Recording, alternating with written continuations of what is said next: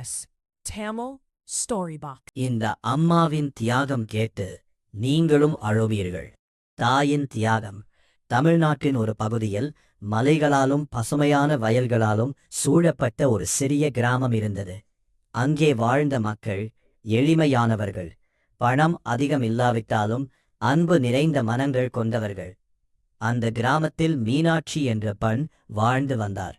அவருக்கு வயது 35. கருமை கலந்த முகம், சோர்வான கண்கள், ஆனால் உள்ளம் முழுக்க அன்பு. அவருடைய கணவர் முருகன் ஒரு கட்டிட வேலைக்காரர்.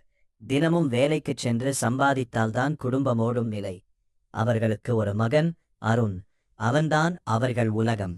அருண் பிறந்த நாள் முதல் மீனாட்சியின் வாழ்க்கை முழுவதும் அவனைச் சுற்றியே சுழன்றது. குழந்தைக்காக வாழ்ந்த தாய்.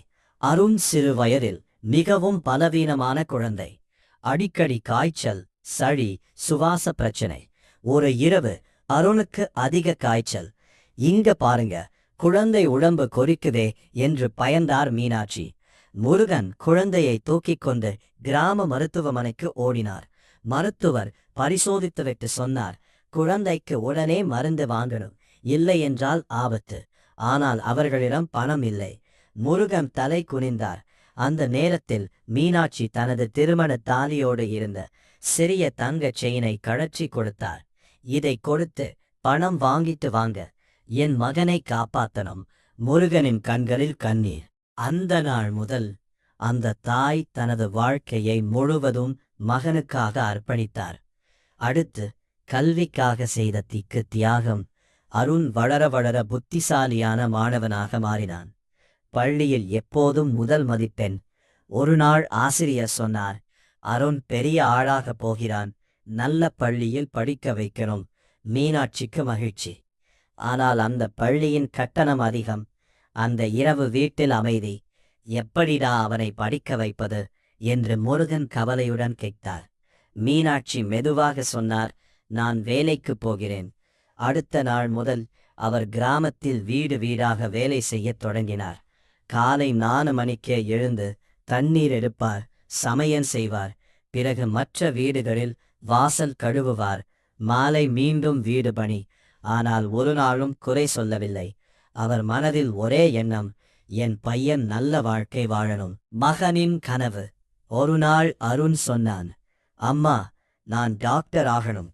அந்த வார்த்தையை கேட்டவுடன் மீனாட்சி கண்களில் மகிழ்ச்சி கண்ணீர். நீ எதுவாக வேண்டுமானாலும் ஆகலாம், அம்மா உன்னோடு இருக்கேன். அருண் இரவு பகலாக படித்தான். ஆனால் 12ஆம் வகுப்பு படிக்கும்போது ஒரு பெரிய சோதனை வந்தது. முருகன் வேலை செய்யும்போது கீழே விழுந்தார். மிகவும் ஆபத்தான காயம். மருத்துவர் சொன்னார், இனி அவரால் கடின வேலை செய்ய முடியாது. அந்த செய்தி குடும்பத்தை உடைத்தது.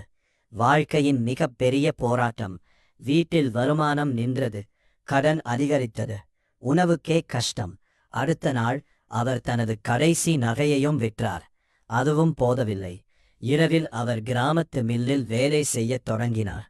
பகலில் வீட்டு வேலை, இரவில் மில் வேலை. தூக்கமில்லாமல் வாழ்ந்தார். ஒரு நாள் மீயில் வேலை செய்யும் போது மயங்கி விழுந்தார். அப்போது அங்கு இருந்தவர்கள் சொன்னார்கள், உடம்பு சரியில்லை, ஓய்வு எடு என்றார்கள். ஆனால் அவர் சொன்னார், என் மகன் டாக்டர் ஆகணும், நான் நிற்க முடியாது.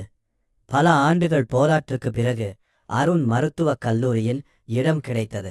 முற்று கிராமமும் மகிழ்ச்சி. மீனாட்சி மகன் டாக்டர் படிக்க போறான். மீனாட்சி கோவிலில் நின்று அழுதாள், கடவுளே, என் பையன் கனவு நிஜமாச்சு.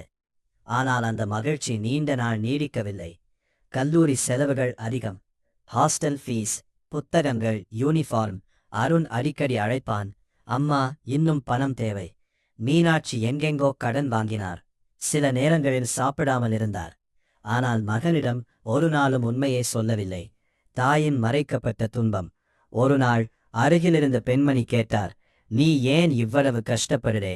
மீனாட்சி சிரித்தார், என் பையன் வெற்றிதான் என் சந்தோஷம். ஆனால் அவளுடைய உடல் மெதுவாக சோர்ந்து கொண்டே போனது. அவளுக்கு கிட்னி பிரச்சனை ஆரம்பமானது. மருத்துவர் சொன்னார், உடனே சிகிச்சை தேவை. ஆனால் அவர் மறுத்துவிட்டார். இப்போ எனக்கு சிகிச்சை வேண்டாம், என் மகன் படிப்பு முடிந்த பிறகு பார்த்துக்கலாம். காலம் சென்றது. அருண் டாக்டர் ஆனார். சென்னையில் பெரிய மருத்துவமனையில் வேலை கிடைத்தது. அந்த நாள் மீனாட்சி மகிழ்ச்சியில் அழுதார். இனி என் பையன் நல்லா வாழ்வான். ஆனால் நகர வாழ்க்கை அருணை மாற்ற ஆரம்பித்தது. அவன் புதிய நண்பர்கள், புதிய வாழ்க்கை. அவனுக்கு கிராமம் வெட்கமாகத் தோன்றியது.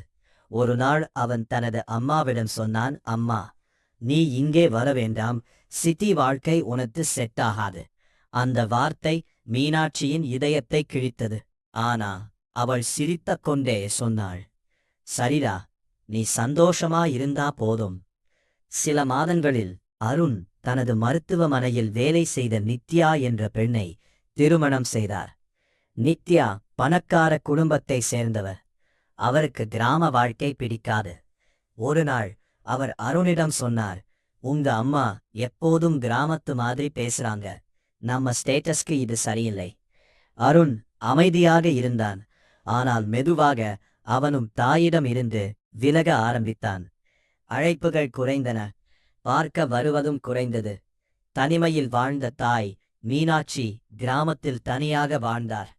முருகனும் சில ஆண்டுகளில் உடல் நலக்குறைவால் இறந்துவிட்டார்.